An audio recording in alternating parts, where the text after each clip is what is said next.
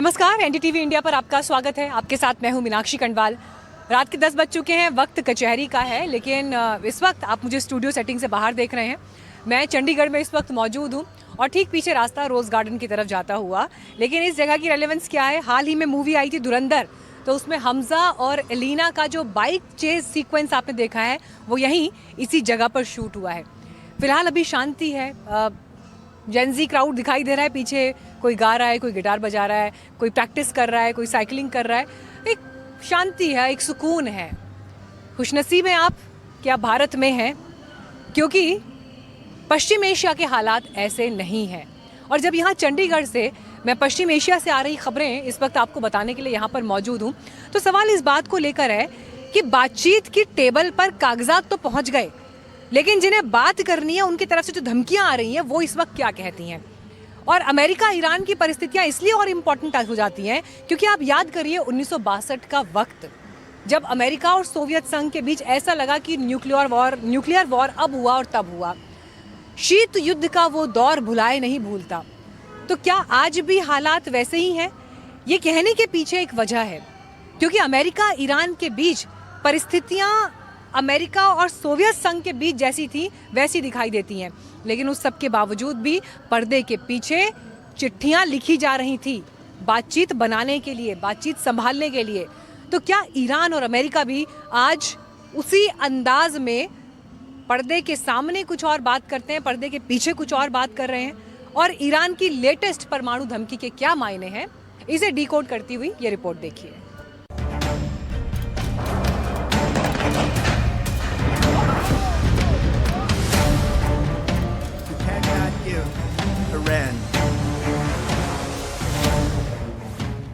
पूरी दुनिया इस वक्त ट्रंप और मुज्तबा खामनेई की तरफ देख रही है। हेडलाइंस कहती हैं कि वॉशिंगटन और तेहरान के बीच एक मेगा न्यूक्लियर डील बस होने ही वाली है।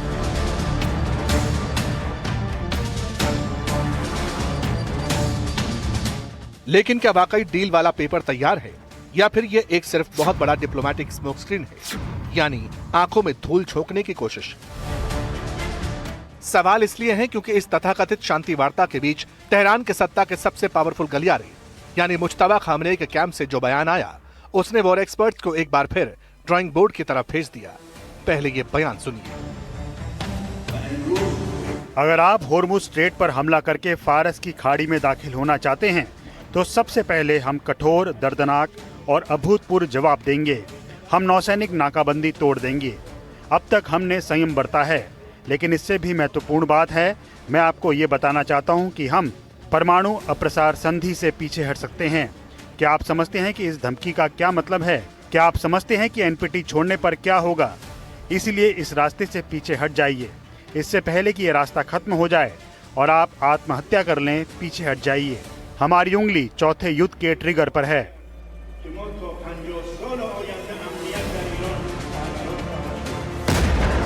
वैसे ये पहली बार नहीं है कि जब ईरान ने परमाणु बम की धमकी दी हो।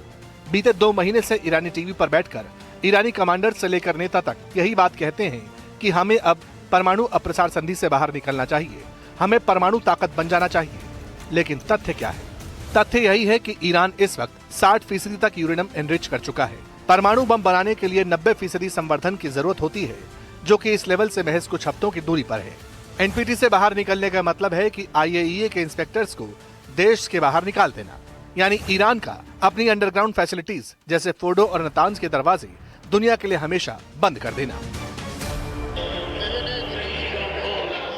देखिए, अमेरिकी बहुत ज्यादा बातें करते हैं और पल पल में अपनी बातों से पलट जाते हैं।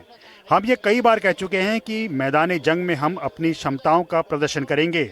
वो बार बार कहते हैं कि उन्होंने हमारी समुद्री, हवाई और मिसाइल क्षमता को खत्म कर दिया है, लेकिन हम बैटलफील्ड में दिखा चुके हैं कि हमारी क्षमताएं सुरक्षित हैं और हम आखिर तक दुश्मन का मुकाबला करेंगे और निश्चित तौर पर उसे हरा देंगे। बयानों की गंभीरता का अंदाजा इस बात से लगता है कि जिस वक्त ईरान की तरफ से इस तरह के बयान दिए जा रहे थे, उसी दौरान परमाणु हथियारों को चेक और बैलेंस में रखने वाली एक कॉन्फ्रेंस हुई। कॉन्फ्रेंस में ताजा हालात पर चर्चा हुई और फिर कहा गया कि परमाणु हथियारों की होड़ जारी है और अफसोस हम ज्यादा कुछ नहीं कर पा रहे। And in the meantime, a nuclear arms race is I guess, in the horizon. If not, we are already seeing it. We are seeing the modernization of nuclear arsenals. We are seeing the quantitative increase in some nuclear arsenals as well. So, and then, the level of nuclear rhetorics, the tense international situation are all extremely worrying of a risk of the use of nuclear weapons. So I am concerned. तो क्या चिंता इसीलिए है कि Iran परमाणु बम बनाने के बेहद करीब पहुंच चुका है? जवाब है तकनीकी तौर पर हां, लेकिन दुनिया यह भी जानती है कि रणनीतिक रूप से ये एक माइंड गेम हो सकता है। हालांकि जहां तक IAEA का सवाल है, तो वो अब भी खाली हाथ ही है। उसे नहीं मालूम कि ईरान के पास इस वक्त एटम बम बनाने के लिए कितना मटेरियल है, और ये जानना भी मुश्किल है कि क्या ये मटेरियल एटम बम में तब्दील हो चुका है या नहीं। It is clear that the only sustainable path forward to peace, stability and cooperation is one grounded in dialogue and diplomacy. National Atomic Energy Agency, as the international technical institution entrusted with overseeing the peaceful use of nuclear energy, remains a vital forum for this dialogue, especially now. I would like to ensure the Security Council that the IAEA will continue to do everything within its mandate to ensure the safety and security of nuclear facilities, especially those most at risk due to conflict, wherever it may take place. इधर Iran की तरफ से बार बार यही कहा जाता है कि वो परमाणु बम नहीं बनाएगा। पहले के सुप्रीम लीडर इसे लेकर फतवा जारी कर चुके थे, लेकिन मुश्तबा के ख्यालात अलग हैं। हालांकि ईरानी राष्ट्रपति मसूद पेजेश्कियान यही कहते हैं कि हम परमाणु हथियार नहीं बनाएंगे, मगर आत्मसम्मान से समझौता भी नहीं करेंगे।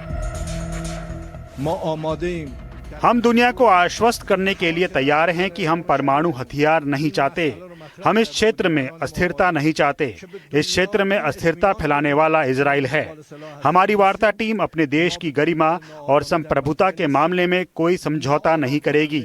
ईरान को दबाव डालकर आत्मसमर्पण करने के लिए मजबूर करना केवल एक भ्रम है। कूटनीति में आपसी सम्मान युद्ध से कहीं अधिक समझदारी भरा, सुरक्षित और टिकाऊ है।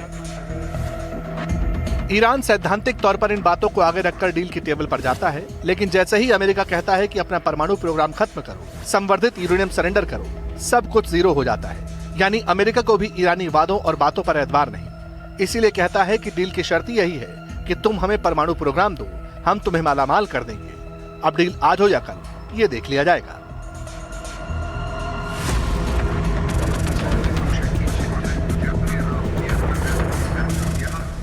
So we have what I think is a pretty solid thing on the table in terms of their ability to open up the straits, get the straits open, enter into a very real, significant, time-limited negotiation on the nuclear matters, and hopefully we can pull it off. It has a lot of support in the Gulf.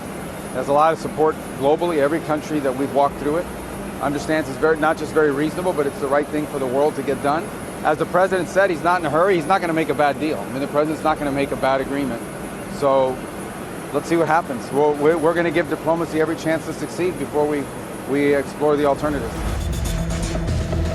America जानता है कि Iran की नई leadership भी पहले की तरह ही झुकने वाली नहीं है, और जहां तक परमाणु प्रोग्राम का सवाल है, तो ईरान इसे अपना हक समझता है। इसीलिए कूटनीतिक तौर पर उसके बयानों में एक समानता है। वही समानता ट्रंप को जवाब देने में भी दिखाई पड़ती है। ट्रंप के बयानों का जवाब देने से जरूरी हमारे पास कई और काम है। अगर हम उनके हर पोस्ट का जवाब देते रहे तो हम वो जरूरी काम नहीं कर पाएंगे। अब जहां तक जवाबी कार्रवाई की बात है, तो जब जरूरी होगा हम अपने हिसाब से जवाबी कार्रवाई करेंगे। हम दुश्मन का स्टाइल कॉपी नहीं करते और ना ही उनका तरीका। हमारे पास अपना स्टाइल है। कूटनीति की भाषा में इसे ब्रेकआउट कैपेबिलिटी कहते हैं। ईरान बम बनाएगा या नहीं, ये अलग बात है, लेकिन वो दुनिया को उस मोड़ पर लाकर खड़ा करना चाहता है जहां वो जब चाहे एक स्विच दबाकर न्यूक्लियर स्टेट बन जाए। ईरानी कमांडर से लेकर ईरानी लीडर्स का यह बयान ट्रंप को टेबल पर झुकाने की आखिरी और सबसे बड़ी चाल हो सकती है। लेकिन अगर ट्रंप नहीं झुके तो फिर आगे युद्ध का बटन फिर से दब सकता है। तो देखिए, बातचीत की टेबल पर जाते जाते भी बहुत कुछ घट रहा है दुनिया में, लेकिन बीते कुछ हफ्तों से एक डिप्लोमेटिक इल्यूजन, एक कूटनीतिक भ्रम बना हुआ था। और कूटनीतिक भ्रम के पीछे वजह थे बड़े नेताओं के बयान, स्टेटमेंट्स क्या आ रहे थे। रोज सुबह आप इस उम्मीद में जगते थे कि क्या वॉर खत्म होगा, क्या युद्ध खत्म होगा, क्योंकि बातचीत तो सब उस दिशा में कर रहे हैं, उम्मीद सभी यही जता रहे हैं। लेकिन रात होते रोते अमेरिका के राष्ट्रपति डोनाल्ड ट्रंप के स्टेटमेंट्स जिस तरह से आते थे, फिर उन पर सवाल बना हुआ था। लेकिन इन सब के बीच डोनाल्ड ट्रंप ने एक बार फिर ये कहा है कि डील बड़े पैमाने पर नेगोशिएट हो चुकी है। स्ट्रेट ऑफ हॉर्मुज खुलने पर काम काफ़ी तेज़ी से आगे बढ़ रहा है और काफ़ी पॉजिटिव साइन है। और इसे लेकर हलचल देखिए, वॉशिंगटन से लेकर तेहरान और तेहरान से लेकर नई दिल्ली तक थी। नई दिल्ली इसलिए क्योंकि मार्को रूबियो जब अपने विजिट पर यहाँ थे तो उसके इर्द गिर्द जितने कॉन्वर्जेशंस हुए उन पर भी ध्यान देना बहुत ज़रूरी है।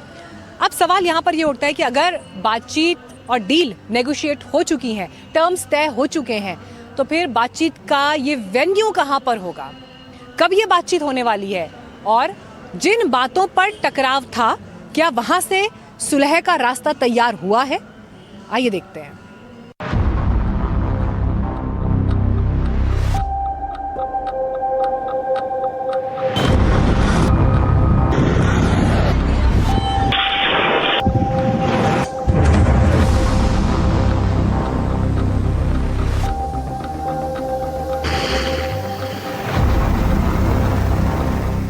ईरान और अमेरिका के बीच डील और नो डील का एक भंवर है जिसमें कई देश फंसे हैं। एक तरफ डोनाल्ड ट्रंप का वो पोस्ट है जो हमेशा की तरह बेहद आशावादी और लार्जर देन लाइफ है। ट्रंप कहते हैं कि सऊदी अरब, यूएई, कतर, मिस्र, जॉर्डन और बहरीन जैसे मिडिल ईस्ट के तमाम देशों से उनकी बात हुई।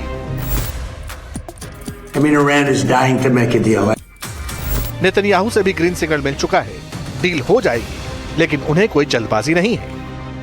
Just a response. I mean, when you get down to some of these things, you got to hear back, and it takes the Iranian system a little while longer to get back. So, look, the president's not going to make a bad deal. He's just not. This issue, no one has done more, and no one has been more serious about the threat of a nuclear Iran than President Trump has been.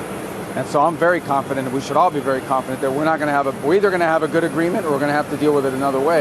We'd prefer to have a good agreement. America इस बार deal पर फूंक फूंक कर कदम रख रहा है। वो अपनी बातों पर कायम है और ईरान भी अपने स्वाभिमान से समझौता नहीं करना चाहता। अब ऐसे में सवाल है कि डील का मिडिल ग्राउंड आखिर है क्या। इसे लेकर कुछ रिपोर्ट्स फ्लोट हो रही हैं। कहा जा रहा है अमेरिका और ईरान 60 दिनों के सीजफायर एक्सटेंशन के करीब है। सहमति बनने पर हॉर्मुज स्ट्रेट धीरे धीरे खोला जाएगा। अमेरिका ईरान पर लगे नौसैन्य प्रतिबंधों में ढील देगा। ट्रंप ने कहा है सौदा होने की 50-50 संभावना है, वरना भीषण हमला हो सकता है। पाकिस्तान और कतर के मध्यस्थों ने तेहरान में बातचीत की है। ईरान ने कहा हम समझौते के बेहद पास भी हैं और दूर भी हैं। इसकी वजह भी अमेरिका है। ये सही है कि हमने चर्चा के ज्यादातर विषयों पर निष्कर्ष निकाल लिया है। हालांकि ये कहना कि इसका मतलब समझौते पर हस्ताक्षर होना तय है, गलत है। ऐसा दावा कोई नहीं कर सकता। अमेरिका में नीति निर्माण और निर्णय लेने की प्रक्रिया संस्थागत अस्थिरता से ग्रस्त है। बार बार बदलते रुख के कारण कुछ ही घंटों में आपको अलग अलग, अक्सर विरोधाभासी और परस्पर विरोधी विचारों का सामना करना पड़ता है। इससे किसी भी वार्ता की प्रक्रिया बाधित होती है। हालांकि वार्ता का मुख्य उद्देश्य युद्ध को खत्म करना है और इस समय परमाणु मुद्दे पर चर्चा नहीं कर रहे हैं। अब समझिए कि समझौते का सस्पेंस क्या है। अमेरिकी प्रशासन चाहता है कि डील अगले कुछ घंटों या अगले दिनों में इस तरह फ्रीज हो जाए ताकि ट्रंप इसे अपनी एक बहुत बड़ी डिप्लोमेटिक, कूटनीतिक और वैश्विक जीत के रूप में प्रोजेक्ट कर सके। और वो मध्यावधि चुनाव को लेकर भी इसे प्रोजेक्ट करना चाहते हैं। लेकिन ईरान इसे कम से कम 30 से 60 दिनों के लिए खींचना चाहता है। शायद इसीलिए क्योंकि डील वाला सिग्नेचर जल्दबाजी में नहीं चाहता। यानी बातचीत की मेज पर दोनों बैठना तो चाहते हैं, लेकिन दोनों की घड़ियों का टाइम जोन बिल्कुल अलग है और इस बीच धमकियों का दौर भी बदस्तूर जारी है। 14 पॉइंट वाले प्लान का मुख्य उद्देश्य युद्ध को समाप्त करना है। अगर ऐसा होता है तो 60 दिनों की अवधि में परमाणु संबंधी मुद्दों पर चर्चा की जाएगी। हमने इस समझौते को अंतिम रूप देने के लिए कोई समय सीमा निर्धारित नहीं की है। हमारे लिए अपने राष्ट्रीय हितों की रक्षा सर्वोपरि है। जब भी हम इस प्रक्रिया में किसी अंतिम निष्कर्ष पर पहुंचेंगे, हम निश्चित रूप से इसकी घोषणा करेंगे। ईरान आत्मरक्षा के लिए किसी भी विकल्प से इनकार नहीं करता है। आप आग को किसी एक देश या क्षेत्र तक सीमित नहीं रख सकते। जब आप आग लगाते हैं तो आपको ये मानकर चलना चाहिए कि आग दूसरे इलाके में भी फैलेगी। ज़मान ख़ासी रो बराये अब इस पूरी डिप्लोमेसी का सबसे दिलचस्प पहलू ये है कि इस वक्त पब्लिक को जो बताया जा रहा है और पर्दे के पीछे जो चल रहा है उसमें एक बड़ा गैप दिखता है। शुरुआत में ओमान के मस्कट में इनडायरेक्ट बातचीत हुई, फिर कतर और तुर्की ने मध्यस्थता की कोशिश की। अब पाकिस्तान के नेता ईरान के चक्कर लगा रहे हैं, लेकिन आज की तारीख में किसी को नहीं मालूम कि फाइनल राउंड की बातचीत का वेन्यू क्या होगा। क्या अमेरिका और ईरानी अधिकारी एक साथ एक कमरे में बैठेंगे या फिर ये बातचीत सिर्फ फोन कॉल्स और थर्ड पार्टीज के जरिए ही पूरी कर ली जाएगी। Now we're doing very well, by the way. Well, first of all, Venezuela was unbelievable, right? Now Iran, their navy's gone, their air force is gone, everything's gone, their leaders are gone. I said, we just hit 50,000 on the Dow, and I said, that's a record, highest ever. I said, sorry to do this to you, but we're going to have to journey down to the Middle East. They said, why? I said, because Iran is going to have a nuclear weapon if we don't stop them. And I said, we're going to have to do it. And we have stopped them. They're not going to ever have a nuclear weapon. They're never going to have a nuclear weapon. And we'll have that over with soon. It'll be over with soon. वैसे nuclear के अलावा Trump ने साफ कहा कि deal के तहत straight of Hormuz को खोला जाएगा। ईरान इस बात पर राजी होता दिख रहा है, लेकिन ईरान ये भी चाहता है कि अमेरिकी नौसेना उसके बंदरगाहों की नाकेबंदी को तुरंत हटाए और दुनिया भर के बैंकों में फंसे ईरान के अरबों डॉलर के एसेट्स को फौरन रिलीज किया जाए। लेकिन अमेरिका इसे किश्तों में लागू करने को तैयार है। इसी तरह ईरान चाहता है कि लेबनान में जंग खत्म हो, मगर अमेरिका कहता है कि इजराइल को अपनी हिफाजत का पूरा अधिकार है। इधर इजराइल में इस डील को क्रिटिसाइज किया जा रहा है। Details of the deal between the United States and Iran, though still unclear, are so disturbing. From what is known, what is emerging, the deal is bad for Israel, bad for the region, bad for the citizens of Iran. This deal means two things. First, that this will not be the last round of war. Second, that Netanyahu has failed to achieve every single one of the war's objectives as he himself defined them. Decisions are being made with almost no Israeli involvement. That is not good. Netanyahu and his government have lost much of their ability to influence the decision-making process. अब deal की खबरें जितनी पक्की दिखाई दे रही हैं, उनके पीछे का सस्पेंस उतना ही गहरा है। ट्रंप को अपनी डोमेस्टिक इकोनॉमी के लिए तेल की कीमतों को काबू में रखना है, इसलिए उन्हें हॉर्मुज का रास्ता हर हाल में खोला चाहिए। ईरान को प्रतिबंधों से राहत चाहिए, इसलिए वो बातचीत की मेज पर टिका है। लेकिन डील कब होगी, कहां होगी और किसके सिग्नेचर से होगी, ये सस्पेंस अब भी बरकरार है।